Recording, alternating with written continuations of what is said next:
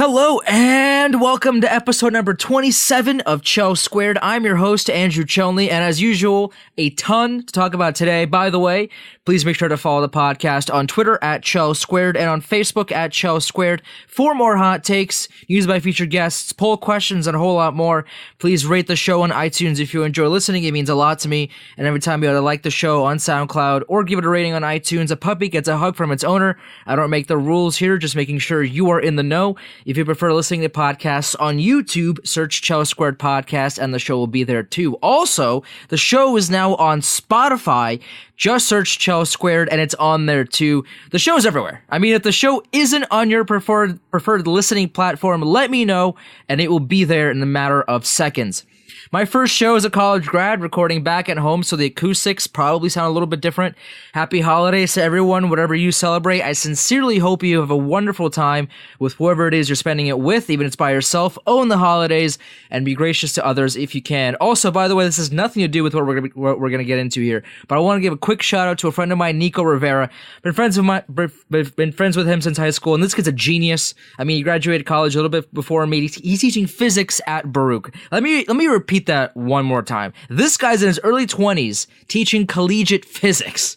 He's also a fitness freak, works out 5 times a day. He's working towards being a certified personal trainer. So when I graduated from Syracuse last week, I texted him to see if he has any availability in his already ridiculously packed schedule. And when we met up, I kid you not, this guy made a 25-slide PowerPoint presentation explaining to me all the biology that goes in your body when you eat, when you work out, etc. I mean, this was ridiculous. He broke everything down for me and now has me on a healthy eating pattern. Doesn't want to call it a diet, hates the word diet because that to him means temporary. To successfully lose and maintain a healthy weight, he says, the diet has to be a lifestyle decision. You can't just diet for 3 months and expect that weight to stay off if you break it. We went to the gym yesterday where he had me doing all sorts of stuff. And let me tell you, I can't move today. I'm barely sitting in this chair right now. Everything hurts. He didn't ask me to do any of this, by the way. But if anyone is looking for some help, or if you're looking for a trainer in the New York area, his Instagram is NRVRA. Did not ask me to do any of this. I'm doing this because he's great, and I, even though we haven't been working together for a long time, I mean, I've been feeling great so far. Now let's get into the hockey talk. The Flyers fired head coach Dave Haxtell in pretty much the worst way imaginable. Reporters had the scoop that he was getting canned days in advance. The Flyers denied it, then fired him anyway. They replaced him with Scott Gordon, who coached the Islanders for 3 years between 2008 and 2011, and has been the head coach of the Flyers' AHL affiliate Lehigh Valley Phantoms since 2015. Coach Q was apparently rumored to be the new Flyers coach, but then that kind of conversation was delayed for comment because he was, quote, skiing in Colorado. And then it was released the Flyers never asked Coach Q if he wanted to climb on board the sinking ship that's in Philadelphia. There's a lot to unpack there. And the Bruins are looking to get back on track here as they're getting Patrice Bergeron back in the lineup. Chara is practicing but hasn't played since November 15th. Apparently, he was supposed to be in a non-contact jersey in practice the other day, but he was wearing a contact jersey because the non-contact jersey wasn't big enough for him. So that's a news story right then and there. Couldn't have come at a better time for the Bees. They've been 5-5 in their last 10 and are 18-12-4 on the season, sitting in the first wild card spot with 40 points. We'll get into the Bees a little bit more as we move along here. Watch out, by the way, the Pittsburgh Penguins are coming. Now, most people, I would hope, didn't count them out. I mean, remember, we're not in January yet. They're 6-3-1 the last 10 games. 1 point behind Montreal for the second wild card spot with a game in hand. The Habs, meanwhile, have dropped their last 2 games. I have Crosby and Kessel on my ESPN fantasy hockey team, and I am loving the fantasy production that those two bring to my team. Also, moving on to the West now, have the Sharks finally figured it out? I mean, they won 5 in a row. Second in the Pacific with 43 points. Only the Flames have more at 46. They're 7-3 in the last 10. 19-11-5 record. I mean, where is San Jose's ceiling right now? We'll talk about that as well. And also the Wild are 3-7 in their last 10 games. They're spiraling out of a playoff spot. 17, 14, and 2, 36 points. Is Minnesota a dark horse candidate to hire Coach Q if they decide to fire Bruce Boudreau? Oof, lot to unpack here. We'll get into all of that, the poll question, and a whole lot more. Joining me this week is co-host of the Black and Gold podcast and writer for BlackNGoldHockeyBlog.com, Court Lalonde. Court, what's up? Not much. Just sitting in my comfortable house here in Toronto, awaiting the snow. The eventual, it's December, right? I'm assuming there's already snow on the ground up in Toronto, and I'm assuming you're going to get some more as we come closer to the holidays here. Yeah, I live about almost an hour north of the city, and I'm salivating for some extreme cold weather and some snow so I can have my hockey rink go out in my backyard. See, you have a hockey rink in your backyard, and I'm so jealous of that. I'm so supremely jealous of that. Because for me, if I want to go skate, I have to drive to the rink and obviously pay money to use their facilities. And you have one right in your backyard, man. I'm jealous that you have that opportunity. Yeah, it's funny. I was reading an article today from Kevin Paul Dupont, Boston Globe, how they were talking about Bruce Cassidy, the coach of the Bruins, has one in his backyard, and that was a sticking point when he was buying his house with his wife. Wow. He needed a big enough backyard because where he grew up in Ottawa, he had an outdoor rink that he played in all the time. And I used to play on a pond or a bay, near my old house where I grew up in Canada with my parents. So then when I moved out here with my wife north of the city, it was a sticking point for me. I could not get a house unless the backyard was big enough for me to put a rink in. It just wasn't going to happen. This is incredible. This is first of all, it's unheard of here in New York. Second of all, to have the space, forget the weather, to have the space down here to have a rink to yourself is unheard of. To have the weather to maintain a rink is also unheard of. I am very, very jealous, Corey, for sure. Before we get into hockey here, I have a very important question for you. What is your favorite December candy? Because there's a lot of seasonal stuff this time around, but what is your go-to for the holidays? Turtles. I didn't have to think. Turtles. Wow. Oh man, it's just as soon as the holidays hit, it's like I have to have them. Like literally my wife and I have been buying them. We buy the little, the smaller one. We won't buy the big one because they no longer come in that big rectangle box. Now they come in the little packages. We don't buy the big one anymore. We always buy a little one because we're like, oh, we're going to have one a night.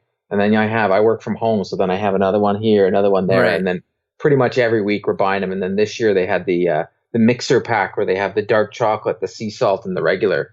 So they're getting me every time. I love how as soon as I ended my last syllable, you were already on top of it. You knew the answer before I even asked the question. That is that's incredible. I literally had one before you called. I went to the gym this afternoon and I got back. I'm like, I deserve this. I should have a turtle.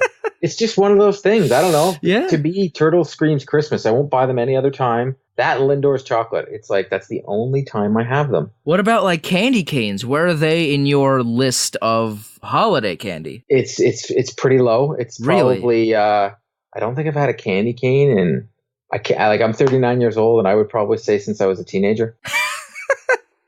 It's just not up there for me. Do they not give them out anywhere? Yeah, they do. I took my daughter to see Santa Claus 3 times now this year. Yeah. So she's 2 years old, my daughter, and she loves Santa Claus more than anything else in the world right now. Right. She also does not like being around him. She wants to see him, but not sit on his lap and have me. So when you eventually have kids and you need to find things for them to do on the weekend. So every weekend she's like, let's go see Santa. And I'm like, sure. Why the heck not? Like, it's costing me nothing. Let's go see Santa. And I bring her to see Santa. Doesn't go over too well, but you know what? Kid's happy, but she gets a candy can out of it. She eats the living daylights out of that thing. So maybe it's a kid thing. I don't know. Maybe as I get older, I'm not a big one on candy, period. Like, I'm not, Skills to me are disgusting. I was talking to someone from Bruins Die Hard on Twitter the other day, Nick, and he was talking about how M&Ms are no longer M&Ms aren't a good candy. So we had a good talk about that. What a M&Ms to terrible me, take that number was, one. honestly. It was, wasn't it? Terrible, Oh, yeah, you were on that. terrible take. Cord, I'm so glad we were on the same page in that conversation. That was a terrible take. Terrible. Yeah. Like, seriously, he might as well. Like, I just didn't get it. That's like saying, "Oh, Henry suck." Like, come on now, man. That you can't take ever go peanut butter and chocolate win every time. So I need to find the original tweet here, because this man truly laid out some ridiculously scorching take. And honestly, I'm really glad that we both kind of jumped on it, because it was, his original tweet was, this is at Flying Or, Nick Godin. He said, "I'm very confident in saying this, that Tootsie Rolls are one of, if not the top candy in the world," which both of us saw, and we were ready to throw hands, because that take is so bad. yeah, to each their own. Like, Tootsie Rolls aren't bad, right? But they're not good. So here's the thing. We're not suggesting that they're bad. They're okay, but I wanted to meet him halfway. I was like, listen, Tootsie Pops, I will call an elite candy. And then he came out of the woodworks and said they're only good for the stuff in the middle. No, you don't eat the Tootsie Pop for what's in the middle, because if you want what's in the middle, just have a Tootsie Roll. You have the Tootsie Pop because they're good lollipops. You don't have the lollipop for the what's inside. It's his candy takes. I need to have him on the show. We need to have a conversation about his candy opinions, because we could have a long talk about they're not good. his Tootsie takes. Yeah, they're not good. I think he's out to lunch on these ones. It is what it is. You know what? He can have his opinion. Right. He can also disagree with said opinion. It's very true. I mean, everybody had their own opinion, but oh man, can we disagree with them?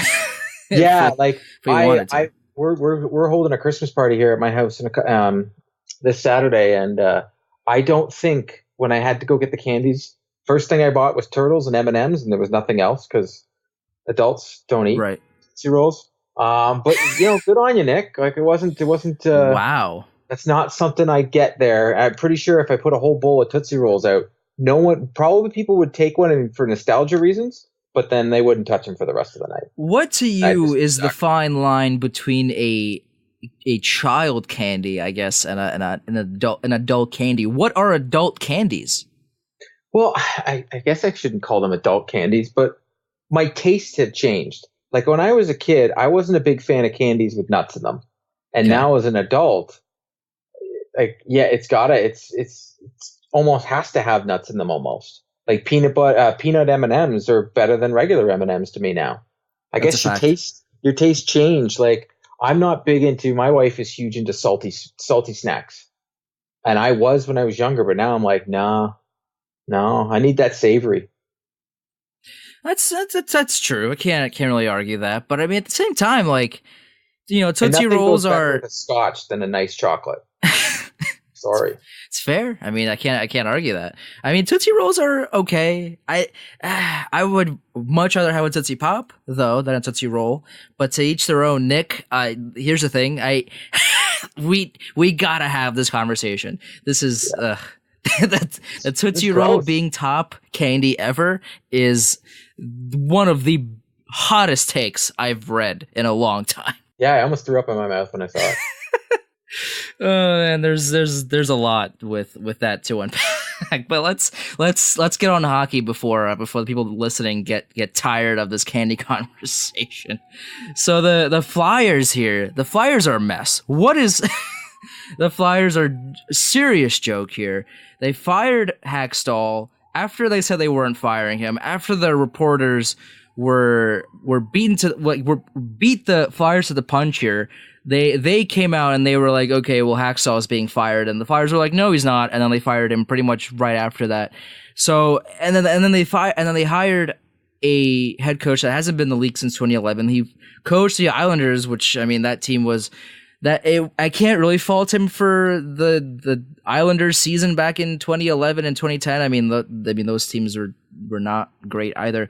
But this Flyers team, I mean, what they really need right now is, more than anything else, in my opinion, is probably a veteran head coach, veteran presence to knock some sense into these guys. But the Flyers chose Scott Gordon, who, as I said in the opening, he's been coaching the Flyers affiliate, the AHL affiliate, since 2015. I mean, he's familiar with the organization, but is this the right decision for Philadelphia, do you think? I'm not too sure, because like, I love Butch now in Boston, and when he originally got the gig, I was like, is this really the guy that's going to put them over the hump? And it changed my mind real quick on how he coached. But my guess in Philly is Coach Q turned it down. Really? That's just got to be my guess, because, we've all watched, Chicago just happens to be in the Winter Classic every year. So feels like it. Yeah. So you get to watch a lot of stuff with Coach Q. He's a big family guy. Like, anytime he's been on that show, it's all about his family. And I have a funny feeling he's not going to just take a job for the sake of taking a job because he doesn't need the money.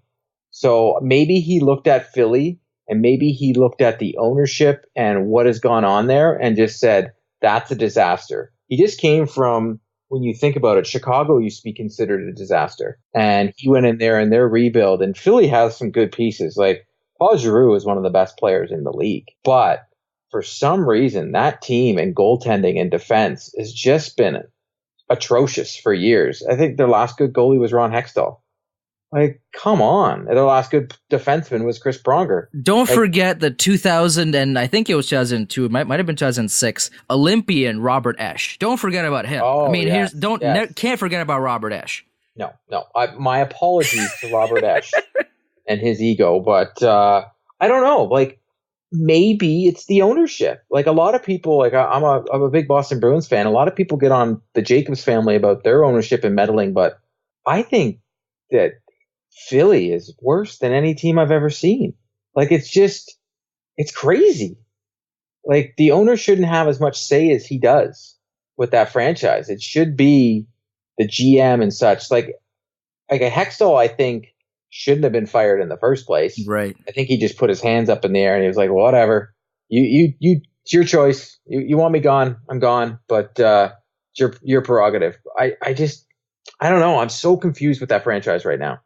It's really strange. You're totally right. It's absolutely strange. And to fire everyone except for the head coach to begin with, and then the reporters who obviously cover the Flyers were very adamant about the stuff that they've been hearing about Hacksaw being fired, and then the Flyers come out and say, that's not happening, and then pretty much immediately afterward, it's firing him anyway. I mean, this situation was handled very badly, and I have to feel for Hacksaw, because at the end of the day, like, no one deserves to be treated the way that he has been over the past couple of weeks, regardless of who you are and what you've done in an organization in his capacity anyway.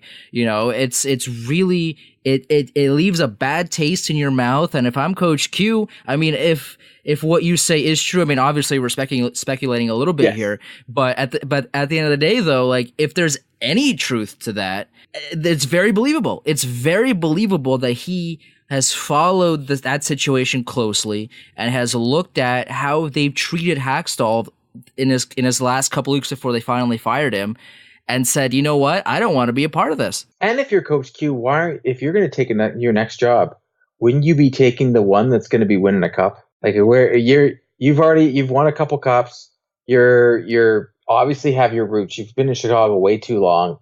I don't see him going anywhere, because it's going to be his last gig. It's not like he's just going to take Philly and he's going to be the resurgence. I agree with you. They need a veteran presence in there.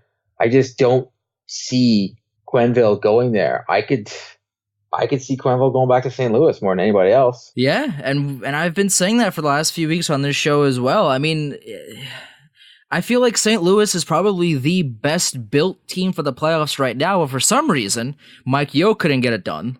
I mean, they have Craig Berube in there now, who's equally as incompetent, it looks like, to coach the Blues to any sort of playoff hopes.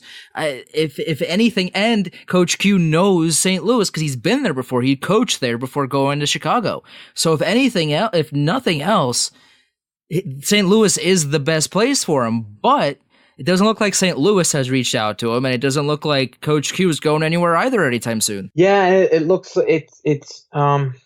it looks like in St. Louis that it might be the team. Like, they have all the talent in the world, and they're fighting in practice. The rumors are terrible. When you have a guy like Pietrangelo wanting out, that should be warning signs right there. Right. There's a lot, and I don't know how much of it falls on the coaching because, as you said, and you're totally right, that there's a lot of turmoil within the team itself. But at the end of the day, like, you don't see that happening to other bad teams. You know, you don't see that happening in, I guess, in LA or in Chicago now with Colleton, with 33-year-old Colleton, by the way, who hasn't helped the Hawks in any way, shape, or form. I mean, at the end of the day, right, this is, I guess, exactly what Chicago needs because they can't win. They shouldn't win because they need to tank at this point to get Hughes or Capo or whoever else. But at the end of the day, Colleton hasn't helped the situation in Chicago either. They're 2-7-1 in the last two games. They somehow beat Nashville a couple of days ago on Tuesday, but this team isn't going anywhere either. And for St. Louis, I mean, they beat Edmonton on Tuesday, and they play Vancouver tonight, but they sit at 30 points right now. They are under 500. Edmonton, who has the second wild card spot, is at 39, so they would need to catch up to them in order to get to a playoff spot to begin with.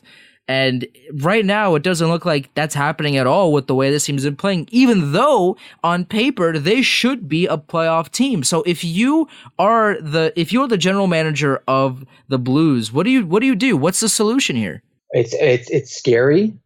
But maybe it's time. Like, the fact that they're talking Tarasenko means they're obviously calling people. There's obviously phone calls being made. Maybe you got to find out first off, right off the bat, you got to figure out what the heck is going on with this hockey club. Who is, like, Ryan O'Reilly comes in, now all of a sudden this team is fighting each other. Is he a problem? And if so, move him out.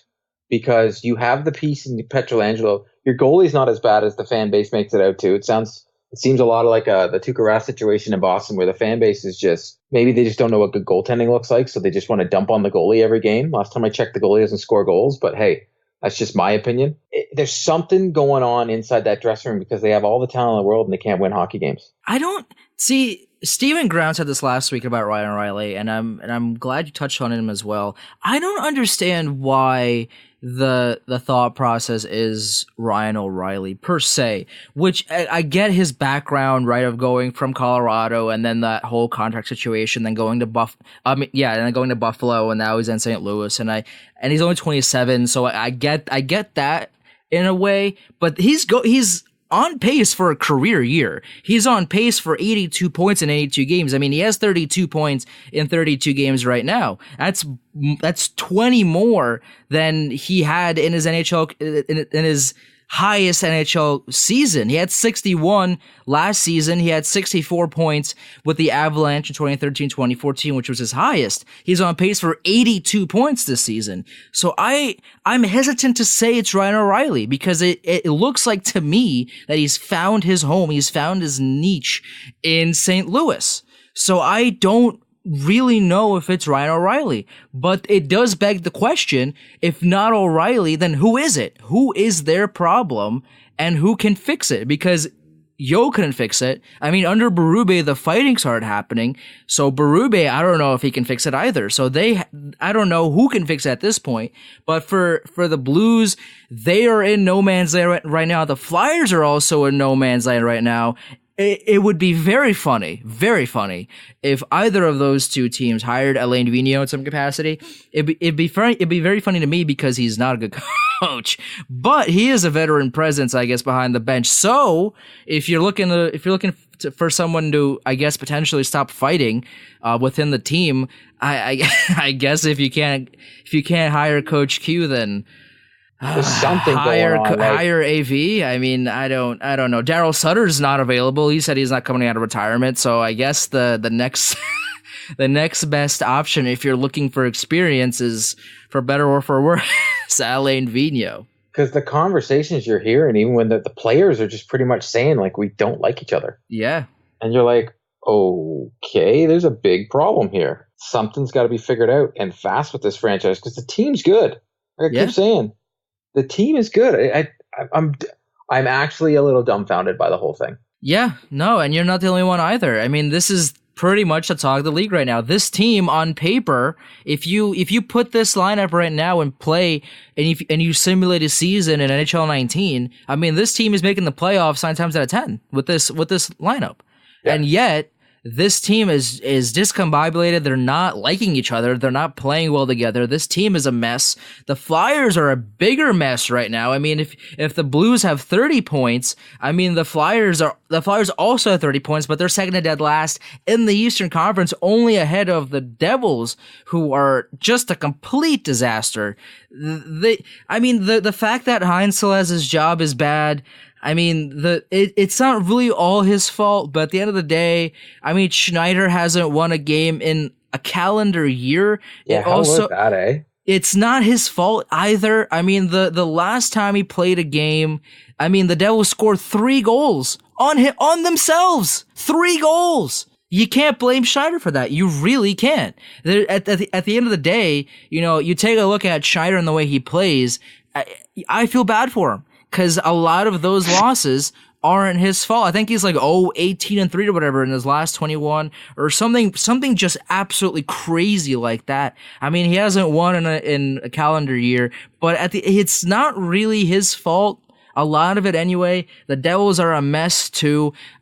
It really surprises me that of all the teams that have kind of had coaching changes, the Devils are the team that haven't. Even though they're bottom of the barrel right now in the Eastern Conference. But don't you feel that the Devils overachieved last year? They're not 10th. They're not 10th in their. You're right. They're not dead last like they are. But then again, neither is Florida. I still don't even understand Florida. But the Devils should be better than they are. But I still think they overachieved huge last year. Just like I think the Islanders are overachieving like it's nobody's business this year. Yeah, but at the end of the day, like, when you have an MVP... Then again, the Metro is the worst division in the NHL. Yeah, right. I know you're a New York guy, but it's the worst division in the NHL. And last year was the strongest, so go figure. Yeah, I mean, right now it's definitely one of the weakest for sure. But when you have players like Taylor Hall, who's playing over a point a game right now, 32 points in 30 games, and you have Kyle Palmieri out of seemingly, I mean, he's been a good player throughout his career, but he has 17 goals so far in 32 games. I mean, he's turning into, I guess, an elite sniper. His shooting percentage though is 17%, so that is probably a little high for him.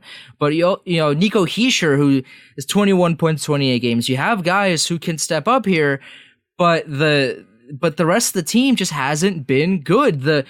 Keith Kincaid, who's been their starting goaltender, he's 11-9 and 6. He gives up 3 goals a game on average, save percentage of .902. I mean, with 3 shutouts though, so it's a very strange kind of stat sheet for him. But you can't win games if your starting goaltender has a save percentage of just above 900. I mean, you cannot expect to win any sort of games, or at least if you win one, you can't expect to win more than that with a goaltender who is not playing well. Yeah, and with New Jersey having 29 points, they would have to have Boston and Montreal just not win hockey games because they're not catching the Islanders, Columbus, or they're just not catching them. It's just not going to happen. Actually, they wouldn't even catch Boston. They would have to they're 10 points behind Montreal right now. Like, they're so far out. And a lot of it, I think, has to do with their depth, right? Jesper Bratt, who was out for a while, is picking up the pace for the Devils right now in terms of their back end. 13 points in 18 games, but only 2 goals so far. I mean, their depth scoring isn't there. It's unavailable. You have Miles Wood, who is supposed to be better than he is, 8 points in 32 games, only has 3 goals so far this season. I mean, he's underachieved as a Devil. You have Pavel Zacha, who has 4 goals, no assists in 27 games. You cannot afford to do that if you're the Devils. You can't. This guy is 21 years old. He's a first-round draft pick 3 years ago. He was drafted 6th overall, and he's scoring 4 points in 27 games in his 4th season. Granted, he only played 1 game in the 15-16 season, but this is his 3rd full season. He's never scored more than 8 goals in a season. You can't do that if you're the number 6 pick in a draft. You can't do that. That's really bad. That looks terrible. His last season's point production was his career highest at 25. He played 69 games, which is a nice number, by the way. But 25 points in that many games for a 6th overall pick? Terrible. Terrible. Yeah, they haven't got any lightning in a bottle this year where they had last year. And it seems that it's not just one player underperforming, as you said. It's a bunch of them. I'm sure if you're New Jersey, you're just going, seriously? Like last year they had, Hall Hart Trophy. They had all these performances, and then this year they're like, we have nothing.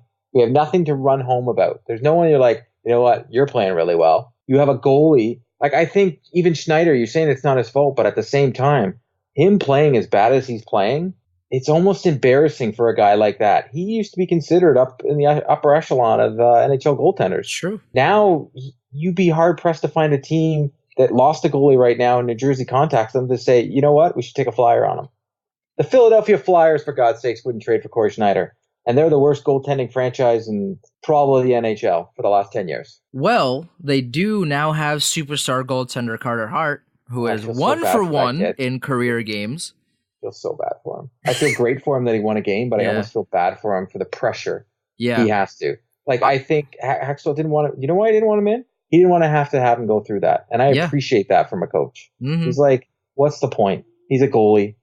It's not like he's going to turn around our season. Yeah, it's one of the biggest, things that people, any organization has to deal with, especially in the NHL. It's some of these goalies, they're very young. And I think Carter Hart's 22 years old, and he's 20. Carter Hart is 20 years old, and he's younger than I am. I mean, Jesus. I mean, he's younger than I am.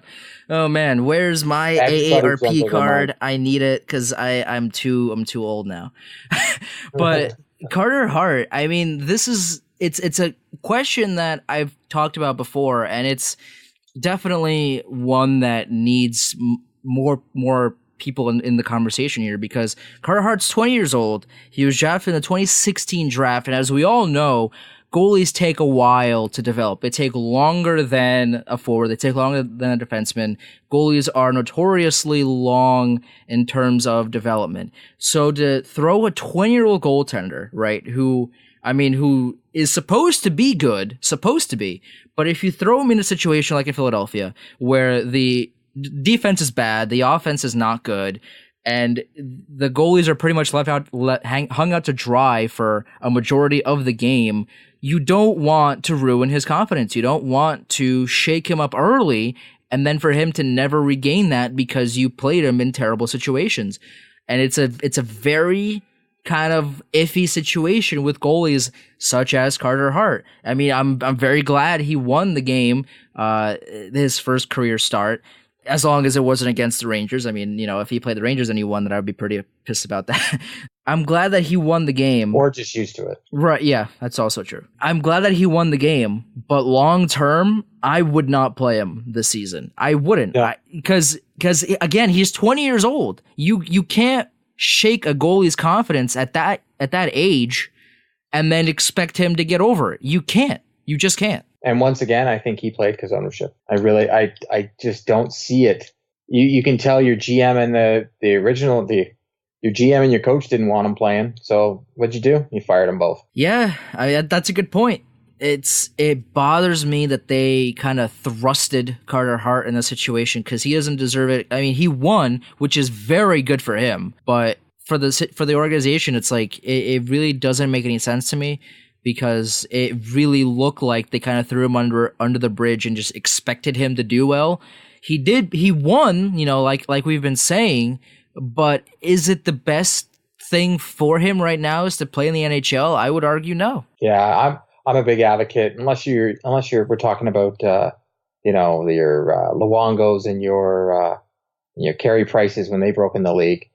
I really think playing in the A or playing in the minors is so good for a player, whether you're a goalie or not, but especially a goalie and a defenseman, but especially the goaltender. You need to get your seasoning. You need to know your angles. The NHL is just such a different game than what they're used to. It's crazy. I feel bad. Like, I really feel bad for the kid because he's on a high right now. But what happens next game? Like, who the Flyers playing next game? They're playing Nashville. Have fun. Oof. They better not play him against Nashville. They better not. That's almost not fair. No, it really isn't. I mean, again, it almost kind of there's a double-edged sword here, right? Because let's say they do play him against Nashville, right? And let's say they win. Let's say they win again. Then what do? They can't just bench him because he's playing well. So then what do? Are they going to ride him until they give up a bunch of goals because they can't defend their own net? I mean, what are they going to do? It's a very double-edged sword. If they play him and they win, then what? What are they going to do? I almost feel bad for Claude Giroux. Like, that guy is he's the version of Ray Bourque in the 90s playing for the Bruins. You're on a terrible team. You're never going to win a cup for him. Hey, let that guy go win a cup. Send him to Colorado. Let's see what he can do there. Oh, that'd be awesome. That team would never lose because they would just win every game by scoring 19 goals a game. We'll see next year when Rantanen has to get his new contract. Ooh. That's true. But as of now, I mean, that line is absolutely just gross. Well, did you see that record that Rantanen got the other day, and how crazy it was that the only other guys that got that many points were all Pittsburgh Penguins? Yeah, it's crazy. It really, and the fact that still he's slept on. Yeah, it boggles my mind because this guy is scoring at a completely ludicrous pace, and because he's in Colorado, he's still being slept on. If he was in Toronto or a big market, there would be 30 articles about him a day. But because he's in Colorado, he's still being slept on. Mitch Marner in Toronto, because I live here, is touted as a Hall of Famer already. And he's not even half the player that Rantanen is. So no. To each their own. Any hockey mecca. You have your New York, you have your Toronto, you have Boston, Montreal. I can't believe I almost forgot Montreal. There's your craziness. He has 58 points in 35 games. And somehow the NHL isn't making him the poster child of the league. I haven't seen a whole lot of Rantanen highlights on social media, if any. Neither have I. And this guy is absolutely exploding in offensive talent. And it bothers me, but it's the truth of the matter is that if he was wearing a different jersey, this would be a different story. Yeah, it's a shame. It's like Marcel Dion's whole career. Yeah, pretty much. He played for the LA Kings back when the LA Kings were nothing, and he was the best player in the league, and no one knew. Yeah, no, it's tough. That's for sure. One player, though, and you know this player better than most people, I would assume. Patrice Bergeron, 26 points in 19 games before he got hurt. Now he's back in practice, seemingly back in the lineup soon. He is still fourth on the team in scoring, although he missed almost half the season for this team. Pastrnak leading the way with 41 points in 34 games for the Bruins. Then you have Marchand, then you have Krejci, and you have Patrice Bergeron. And everybody else, you have Torrey Krug at 19, and Jake DeBrusk at 12, and there's kind of a drop-off there. David Backes only has 8 points in 29 games this season, only 3 goals. I mean, where is the depth for the Boston Bruins? Because obviously they miss Bergeron. Chara's been out. He's back at practice, still supposedly in a non-contact jersey. But as I said in the opening, he wore a regular jersey because the non-contact jersey didn't fit him. But they miss Chara, they miss Bergeron, but depth scoring for them hasn't existed. Where is it for the Boston Bruins? I honestly think it's in a trade. I don't know what else to say about this team this year because it's getting to the point of like at the beginning of the year, Boston's just been so injured, like stupid injured. Like if you look at the defense, all the defense are out, but the defense isn't the reason they're not scoring. You have arguably the second best line in hockey with Bergeron, Pasta, and Marchie, but then no one is scoring after that. DeBrusk started getting hot right before he get injured, but all we ever hear about in Boston is we have no one to play with Krejci. Now we have this crazy conversation going around where people are actually saying that maybe Bergeron should play on the second line, which to me is just asinine in the whole conversation itself. Bergeron is one of the best players in the league. We shouldn't be having a conversation about him not being your number one center. But one thing I've always wanted to see, and I'm not the coach, but I would love to see Marchie and Bergeron on the first line, Pasta and Krejci on the second line. Then you at least have two good lines, because just those four alone playing with each other is good enough. And then you have DeBrusk on that second line, and then throw one of the kids playing with Marchie and Bergie. Because you think about it, how many times did Sidney Crosby say during the Canada Cup, or whatever we'd like to call it now, how much it was unbelievable just to play with those two. I don't think it would be that big of a deal to find someone to play with those guys. But if you're going to find a solution to secondary scoring, it's probably going to have to be through the trade. And then Boston's going to have to trade from a strength, which is their defense. Considering the injuries they've had this year and all these guys have stepped up, and Boston's still in a playoff picture, is crazy. I mean, the biggest name that I have on my computer right now that I want to ask you about is Noel Acciari. Noel Acciari played 28 games this season, 0 goals, 1 assist. I mean, this is a huge weakness for this team. I mean, I assume he does more than obviously be an offensive, scorer here, but you need your depth players to score at least a goal or two every now and again, or at the very least get a couple of assists, get in there, But for Noel Acciari, who had 10 goals last year, has 0 so far this season. This depth scoring for the Bruins has been pretty much non-existent. Yeah, it's not even. It's just frustrating to watch, because you see if you watch and follow on Twitter, like I know you do, when you're watching everybody watching the games, everybody likes to do the ping noise. I think Acciari's hit like 5 posts in the last month. I feel bad for the kid because to me, he's not a goal scorer. In no way, shape, or form is he a goal scorer. To me, he's a depth player. But the Bruins have a ton of depth players. They need the third line is the new hotness. That if it starts scoring, wow, look out. But a friend of mine, Colin Beswick, he's going to be happy I say this. The loss of Riley Nash has been felt all year. He may be struggling in Columbus, but he fit in with the Boston Bruins. He fit in with the way they play hockey, and he helped generate offense for secondary scoring. Right now, the Boston Bruins have their third line of Heinen, Donato, and JFK that is playing well, but it's still not scoring yet. So they might be playing well, but they're not scoring. But last year, when Bergeron went down, they found Riley Nash, and Riley Nash stepped it up and then provided that secondary scoring from the third line. And they need scoring from that line. And now we're expecting Acciari to score goals when that's just not his thing. But at least score some goals, as you said. Like he got 10 last year and he has none. It's crazy. The Bruins need a second line right winger, and they need a third line center. And I don't think this kid line or freshman line or whatever we want to call it right now is the answer, because as soon as the playoffs come around, we all know they're not going to play.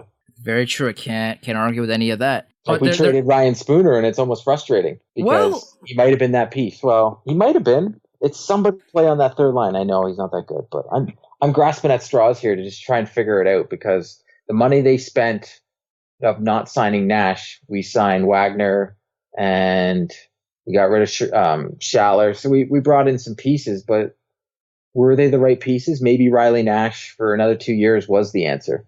Just till JFK was there. At 2.3 million he's making over in Columbus.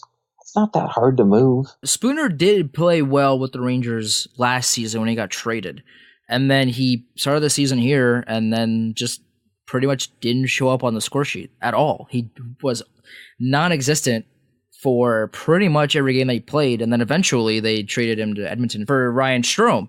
So, which has been a positive for the Rangers, I guess, but for Edmonton, I mean, they inevitably traded Jordan Eberle for what ended up being Ryan Spooner. Oh, that's so hilarious. Yeah, that's always If Boston have Eberle, because he would help. Honestly, I would love Eberle in Boston, but he was one of my guys that I thought at the beginning of the year, I'm like, oh, Boston will get him this year. And then all of a sudden the Islanders, lightning in a bottle, and they start playing well. Yeah, it's probably not going to last, but I mean, at the end of the day, they are playing well to their credit. There are some teams saying that about Buffalo, and they keep playing amazing. So that's true, they are, and I will come back to Buffalo in a second here with the poll question. But I did want to touch upon the Western Conference here for a little bit before we get back to the East. The Sharks have won 5 in a row. They're looking like they looking as good as they should have been to start the season. Yeah, early Cup favorites for sure at the beginning of the year. And they're 19-11-5, their record right now, second in the Pacific. But the Wild are 3-7 their last 10. They're spiraling out of control right now. They are tanking super bad, what seems like an accelerated tank. I mean, is Minnesota a dark horse candidate to hire Coach Quenneville? Could be, because it's close in proximity too. Look about it. Chicago and Minnesota aren't far from each other. Yeah. That's the other thing I look at with Coach Q. I just don't see him wanting to go far from home. And Minnesota, it's a perfect spot for him. And it's a team that, I don't understand how they're playing bad. Yeah. They have a good team on paper, much like St. Louis, but for some reason they stink too. And they should be better. For some reason, Bruce Boudreau isn't getting it done. And this team has, like I said, lost 7 in the past 10. I mean, you have Zach Parise back for the whole season. I mean, he's healthy. 29 points in 32 games. Second on the team behind Mikael Granlund, who has 33 points in 33 games. And yet this team is not playing this team is not playing well. If you look at their scoring, a lot of guys, most of the team have at least double-digit points. At least. They are a very deep team in terms of scoring, and yet for some reason, they can't win games here. Devin Dubnyk isn't playing great hockey. He has a .911 save percentage, and his goals against is about 2.64. But at the end of the day, I mean, this team should be a lot better than they are. And for some reason, they just aren't getting it done. And in this particular case, I do think the blame goes to the head coaching here. I do think if they fire Boudreau and they hire Coach Quenneville, this could be a dangerously good team with the right system. But for whatever reason, whatever magic they had with Boudreau previously is gone. So I think the best thing for Minnesota to do is to get rid of Boudreau and hire Coach Q if Joel Quenneville is willing to coach the Wild. And I think he would be a great fit for him. And the whole proximity and the team you have veterans on the team. You have guys that have the experience of being coached by a veteran coach. And last year or the year before, when did Boudreau go in? The year before, when they did the whole switcheroo? Something along those lines. Yeah, it worked for them then, because this team should not be as bad as they are. It makes zero sense. Yeah, no, you're right. This team is good.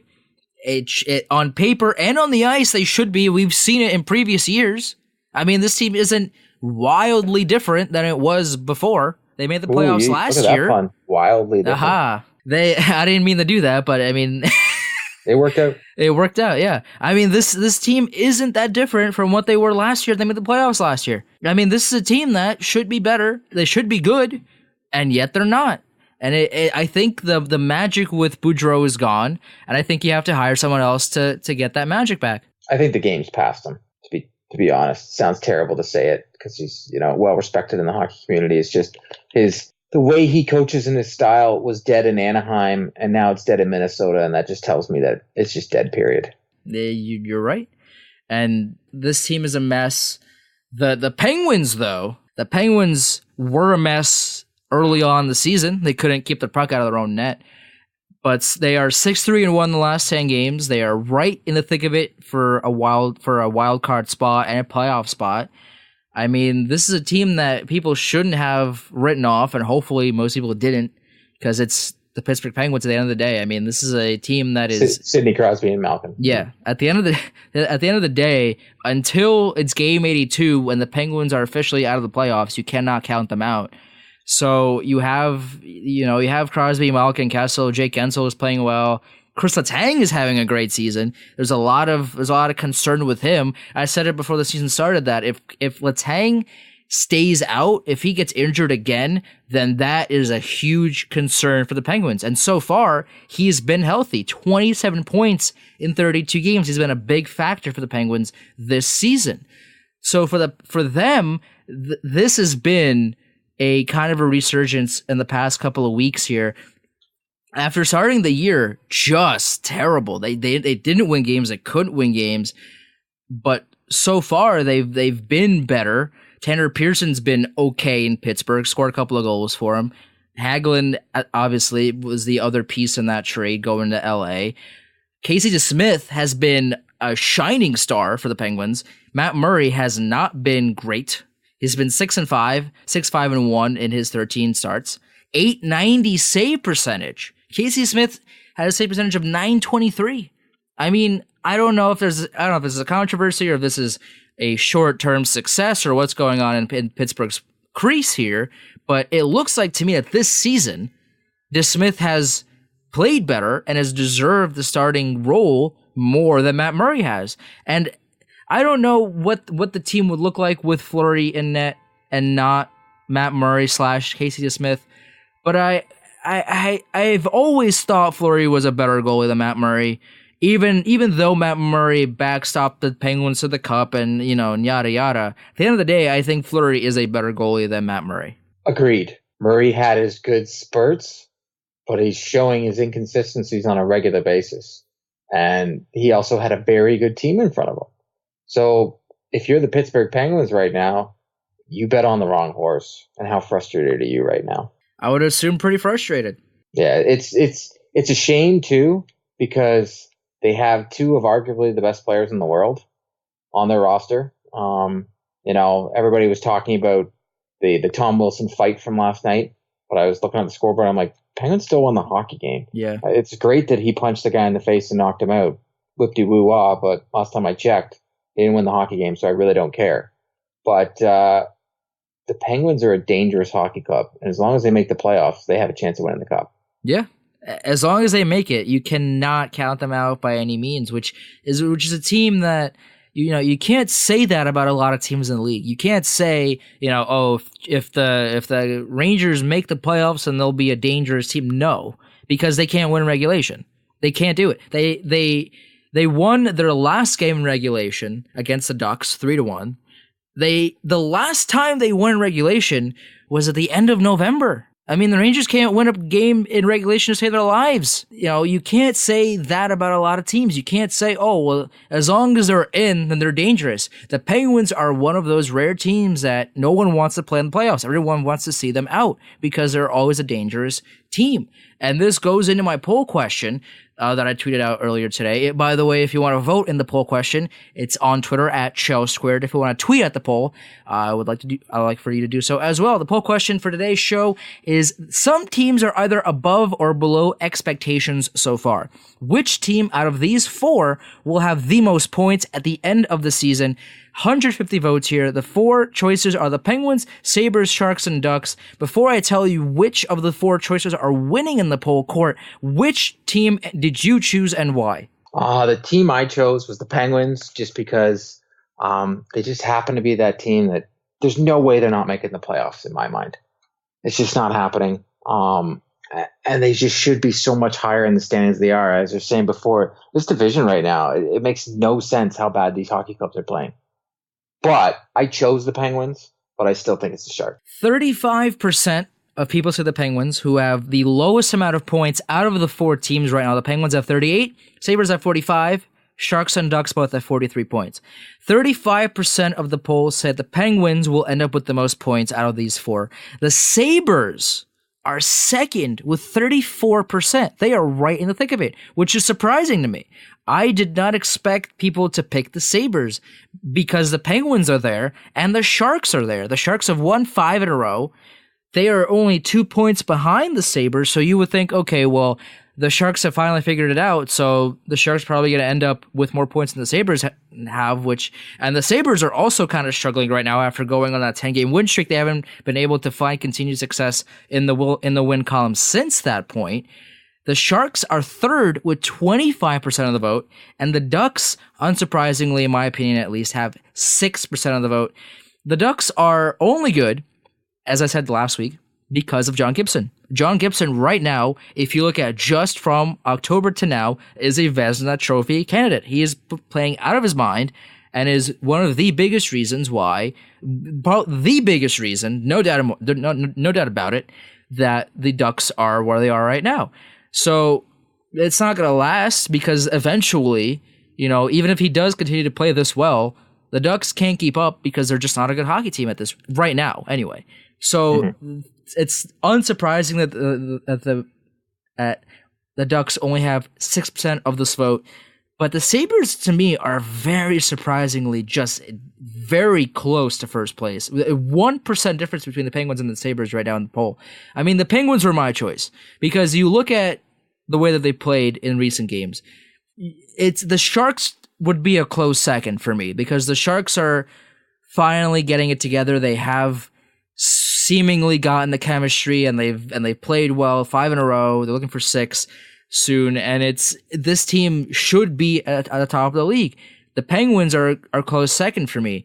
If they're probably interchangeable. It's either going to be the Sharks or the Penguins at the end of the day in early April. It's either going to be the Penguins winning the President's Trophy or the Sharks if one of these 4 had to win the President's Trophy. And it's probably going to be the Lightning or one of these other teams that end up winning the President's Trophy.